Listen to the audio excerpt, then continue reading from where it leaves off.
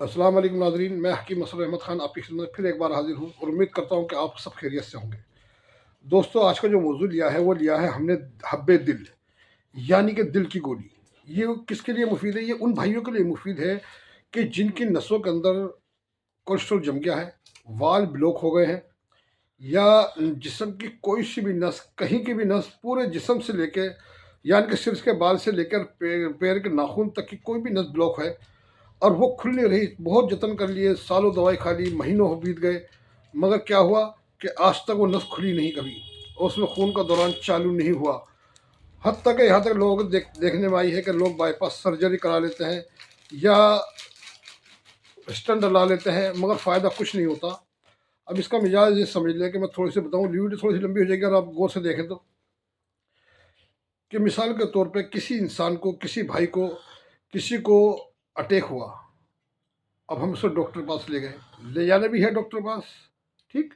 हम इस बात को मना नहीं कर रहे कि डॉक्टर के पास नहीं ले जाना, ले जाने भी डॉक्टर के पास गए, लोग डॉक्टर के पास ले गए, डॉक्टर चेकअप करा, एंजियोग्राफी करी, स्टंट डाल दिया।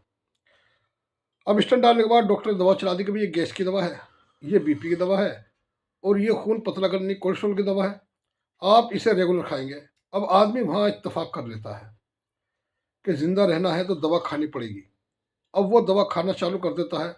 डॉक्टर पहले बताता है कि आपको कोई एनिमल फैट नहीं लेना, दूध गोश्त वगैरह नहीं लेना, आपको सिर्फ हल्का खाना खाना है, हरी सब्जियाँ खानी है, तो आप ठीक रहोगे, और आपको दवाई भी रेगुलर लेनी है, तो आप चलते रहोगे। तो इंसान इत्तेफाक कर लेता है कि चलो, अब हम ज़िंदा रहना है तो भाई इसे इस्तेमाल करना ज़रूरी है।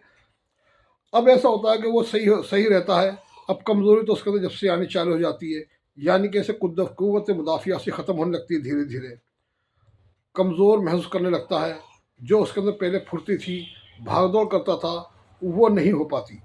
इस वजह से 10% लोग ऐसे हैं 100 में से जो इस बात को सही रहते हैं, मगर 90% लोग इसके अंदर लाग़िर और कमज़ोर हो जाते हैं अंदरूनी तौर पे।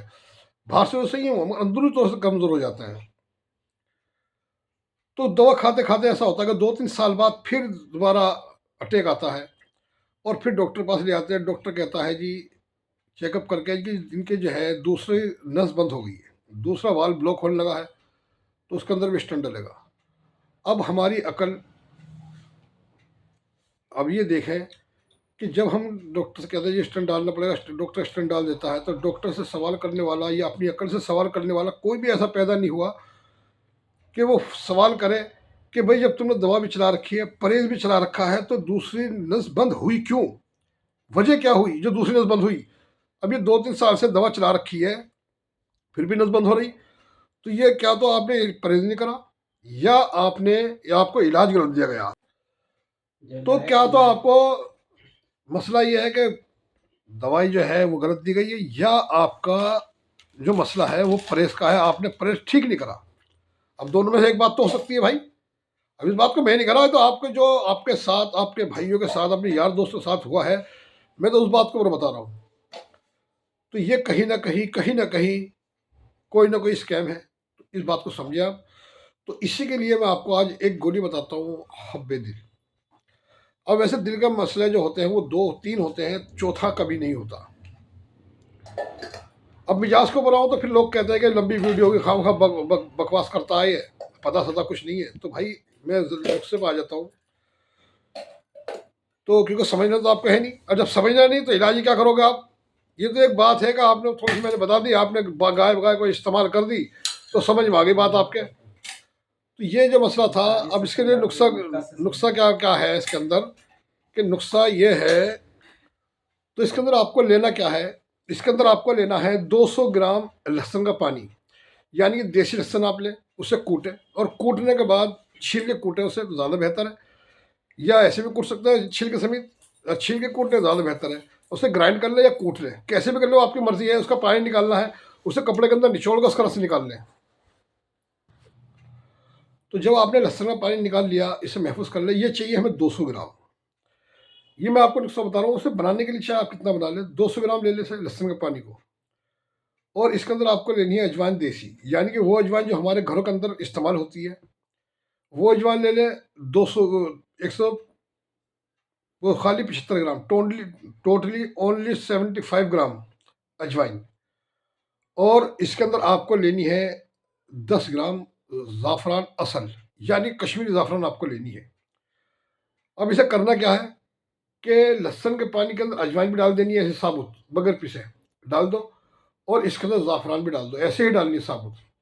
डालने के बाद उसे रख दें, उसे अच्छी तरह मिक्स कर दें ताकि वो भीग जाए अच्छी तरह, और उसे धूप में सुखा लें या उसे छाँव में सुखा लें, मर्ज़ी आपकी, वो सुखाना है। ओवन के अंदर नहीं सुखाना या आग दे के नहीं सुखाना, ठीक? क्या तो खरल करके सुखाना है या धूप में सुखा लो, जब जब भी ठीक है। उसके बाद आपको क्या करना है, जब वो सूख जाए तो उसे बारीक ग्राइंड करना, इतना बारीक करना है कि सुरमे की माइंद हो जाए।